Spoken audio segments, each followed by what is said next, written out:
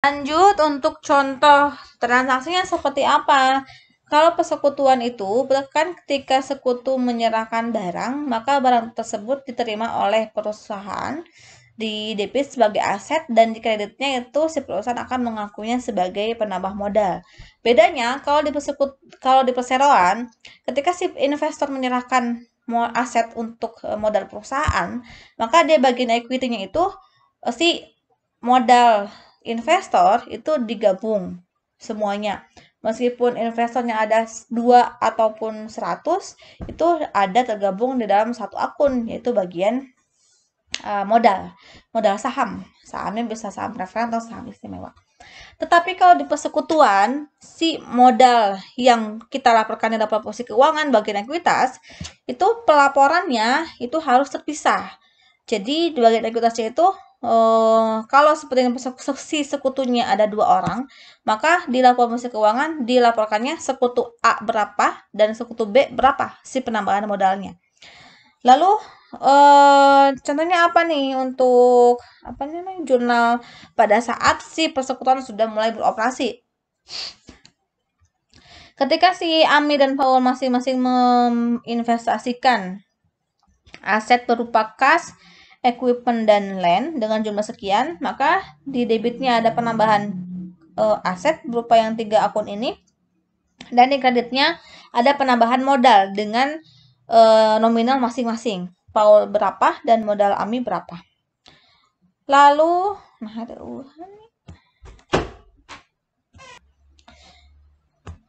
Nah, untuk metode yang bisa digunakan, tadi kan untuk contohnya ya, contoh ilustrasi pengakuan jurnalnya. Itu ada 2 metode, yang pertama metode bonus dan metode goodwill.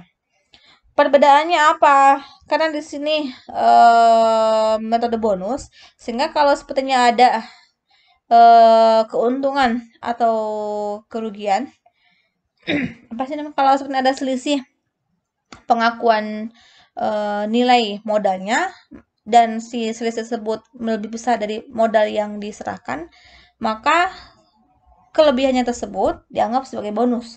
Tetapi kalau goodwill, ketika ada kelebihan yang terjadi pada saat pengakuan jumlah modal, itu goodwill itu akan terbentuk ketika adanya perbedaan nilai antara nilai nominal dan nilai wajarnya. Sehingga kalau sepertinya metode bonus, kita tidak perlu menyesuaikan dengan nilai wajar dari modal yang ada. Kalau metode goodwill, itu kita harus menyesuaikan dengan nilai wajar dari si modal tersebut. Contohnya seperti apa? Ini ada ilustrasi untuk contoh kasus yang penerapan metode bonus dan metode goodwill. Yang pertama metode bonus, ketika ada penerimaan total fair value pada saat pembagian antara partner Kola dan Kron, di mana si Kola itu memberikan aset berupa tanah nilainya 10 dan bangunan nilainya 40, sedangkan Kron dia menginvestasikan aset berupa kas 7 dan persediaan 35, maka kita menggabungkan jumlah aset yang mereka serahkan kepada persekutuan.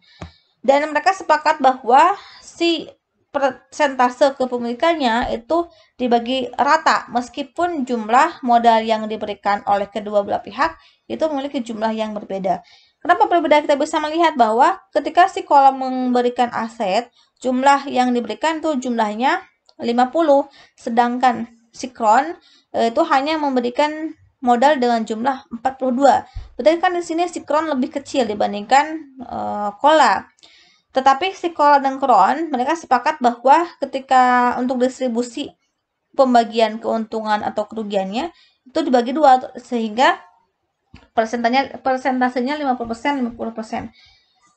Boleh nggak kalau persentasenya 60-40 atau 25-75? Boleh. Yang penting antara Kola dan Kron itu harus sepakat bahwa untuk persentasenya sekian persen. Seperti itu.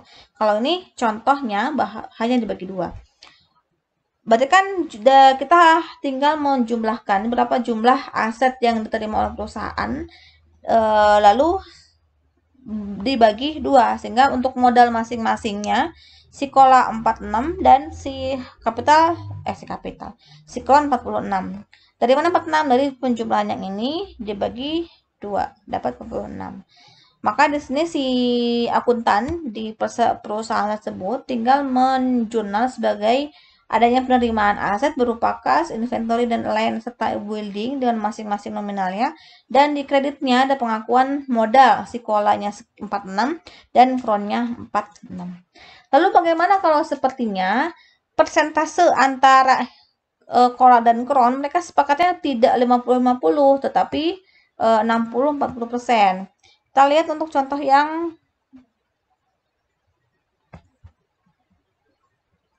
tersebut ya. Untuk contohnya di sini, nah kasusnya sama, tapi contoh persentasenya yang berbeda. Kalau tadi kesepakatannya 50%, kalau di sini 40 dan 60%. Nah, kalau kasusnya seperti itu, kita tinggal menjumlahkan berapa jumlah modal sekolah, bahkan berapa jumlah aset sekolah, yaitu 50, untuk kronnya berapa? 42. Lalu kita menjumlah dengan persentase kepemilikannya 60 untuk kola dan kron 40. Sehingga jumlah modal yang diterima oleh si perusahaan itu kan 92. Jadi dari penjumlahan modal dari penjumlahan aset yang diberikan kola dan kron. Dari 92 ini kita alokasikan nih ke si kola 60% dan si kronnya 40%. Maka pengakuan jurnal untuk si kolanya 55,2 dan untuk kronnya 36,8. Sehingga jurnalnya menjadi seperti ini. Di debitnya ada penerimaan aset yang 4 tadi dengan jumlahnya masing-masing, dan di kreditnya ada pengakuan modal atas kolanya 55,2 dan untuk kronnya 36,8. Ini kalau persentasenya 60-40. Kalau yang tadi kan 50-50.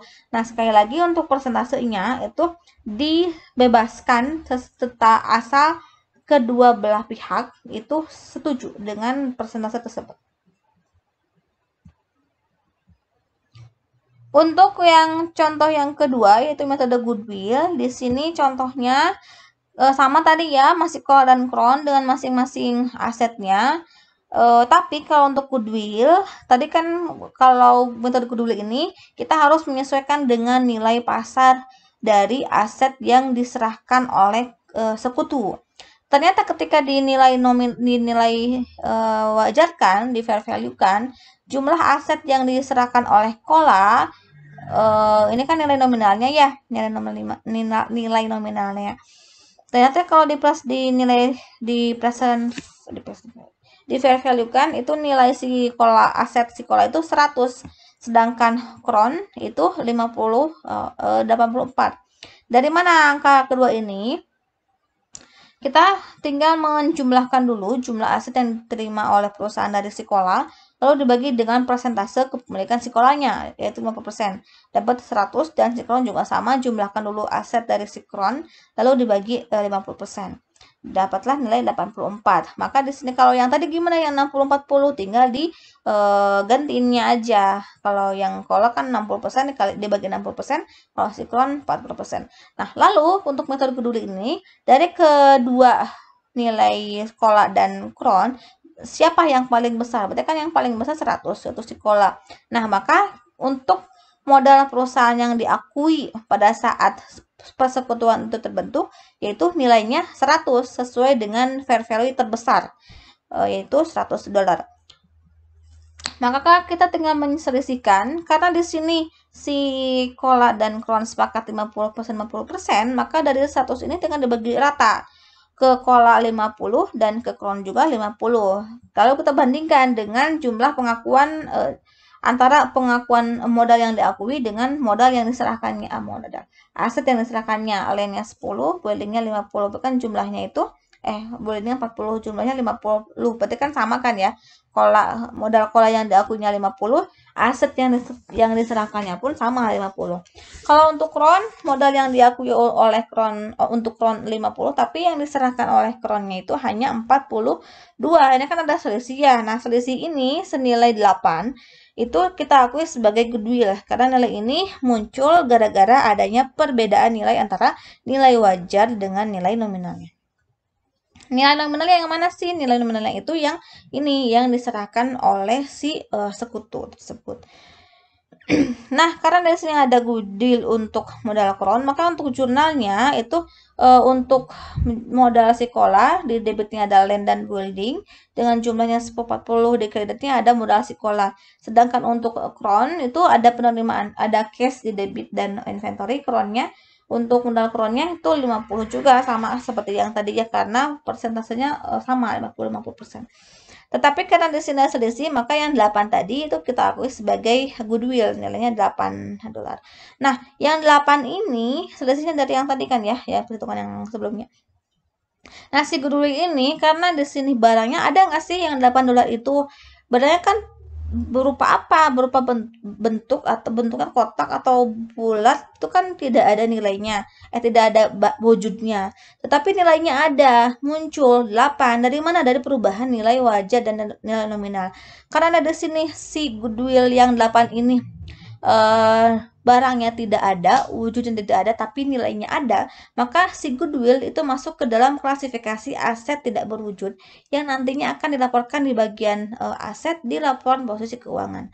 Sehingga untuk goodwill itu saldo normalnya di debit.